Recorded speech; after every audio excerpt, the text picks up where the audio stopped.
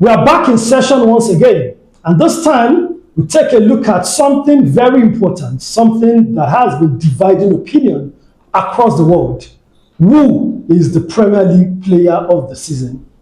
Bruno Fernandes or a player in the current table-topping team, Arsenal? Talking about Declan Rice. Well, there is a Bruno Fernandes side and there is a Declan Rice side. Today in court, we are going to hear the arguments and give a verdict on who deserves to be the Premier League player of the season.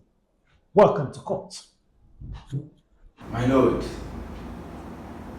we are here today to actually talk about Bruno Fernandes and Declan Rice when it comes to the PFA Player of the Season award. Well, Bruno Fernandes is an attacking midfielder for Manchester United. Let me give you a low down on his profile. An attacking midfielder for Manchester United, an attacking midfielder for Portugal, the winner Carabao Cup, a winner of the FA Cup, and an integral part of Manchester United this season in their fight for the Champions League title. And he's up there for Champions League race as well. And he's up there with one of the players for Arsenal, Declan Rice. My lord, Bruno Fernandes, when it comes to expected assists, he is outperforming his opponents. He has 8.83 when it comes to expected assists. When it comes to chances created, my lord, Bruno Fernandes, he has 98, first in the league. My lord, when it comes to big chances created, my client, Bruno Fernandes, has 24, first in the league, ahead of the likes of Bukayo Saka and Florian Wirtz. Is this the player you are saying should not win the Premier League player of the season, my lord? Thank you. Can we hear your argument? My lord, firstly, the PFA award is what I want to talk about. The PFA award is not for the flashiest player, my lord. It is meant for the most complete, 1, consistent, 2, and influential footballer across the season in the English Premier League. And in 2025-2026 season, that player is Declan Rice. Now, first of all, my lord, talking about Bruno Fernandes and Declan Rice. Declan Rice being my player is a complete midfielder. Meanwhile, his client is just a specialist creator. I give that to him. Those 3 attributes he mentioned, those are just the 3 attributes he can mention because he's just a specialist in chances creation. But when we're talking about all-round midfielder, my lord, currently in the world, my client is one of the best when it comes to being an all-round midfielder. Firstly, in Premier League right now, my client Declan Rice is the best box-to-box controller. Meanwhile, his client is just an attacking output player.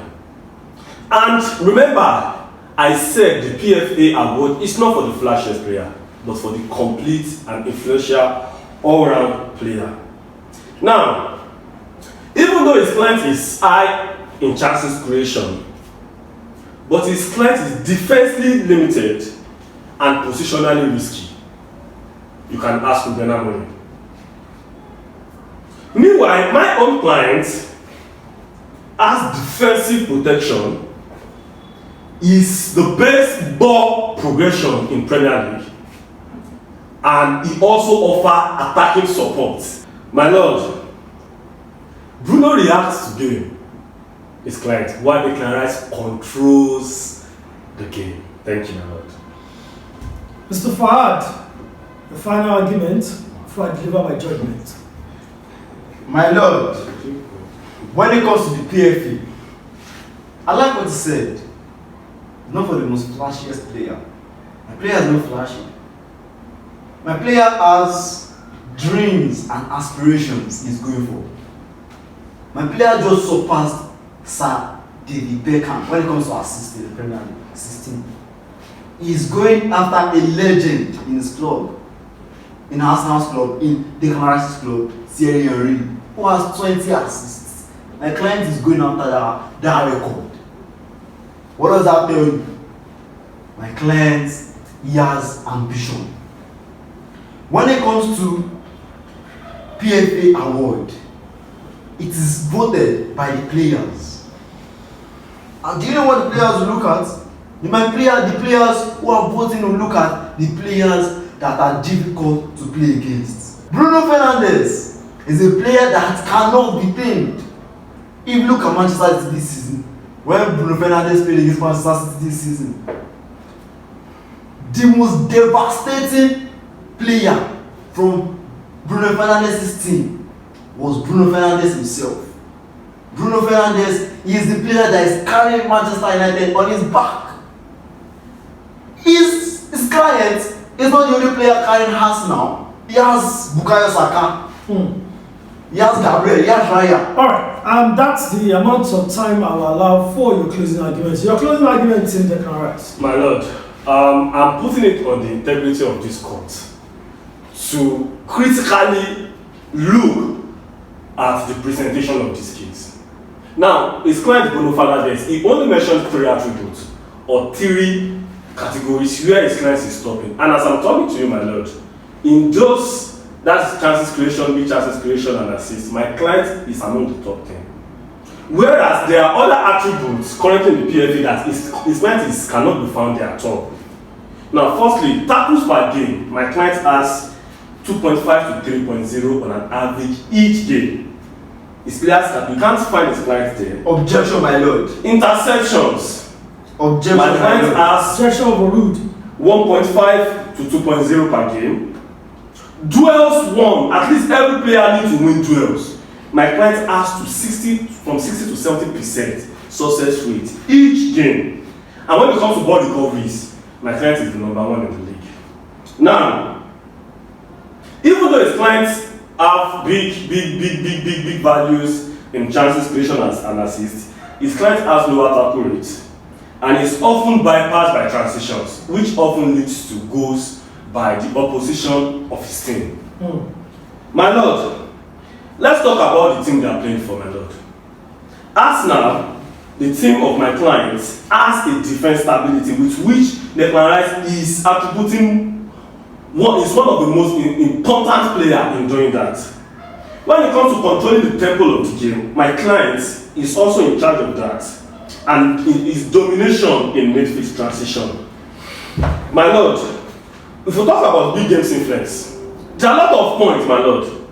My clients against the top 6 clashes is usually, most of the matches he played against the top 6 matches is usually the man of the match.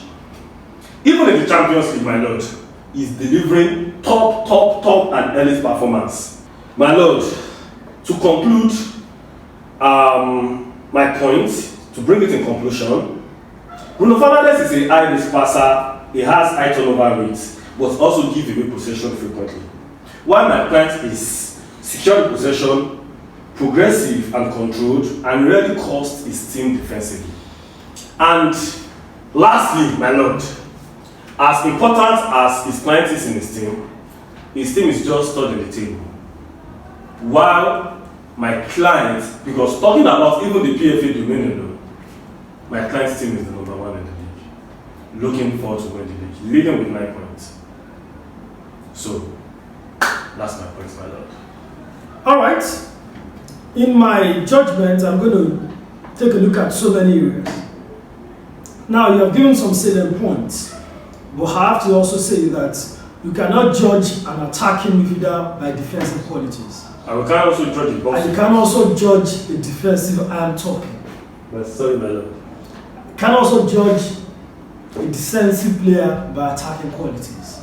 So you judge them by how they have done, how well they've performed in their chosen positions. Thank you, my lord. That being said, basing my judgment on so many areas, I will say that when it comes to leadership, #1, Bruno Fernandes. Also, when it comes to stability I'll say Declan Rice. When it comes to attacking threat, Bruno Fernandes. Defensive solidity, Declan Rice. When it comes to influence, team influence, Bruno Fernandes. And I want to base my decision on one very important aspect: performance of the team. It's very easy to perform well in a team that is performing well. Very difficult to perform well in a team that is struggling. That being said, I hereby rule that Bruno Fernandes should be the PFA Player of the Year.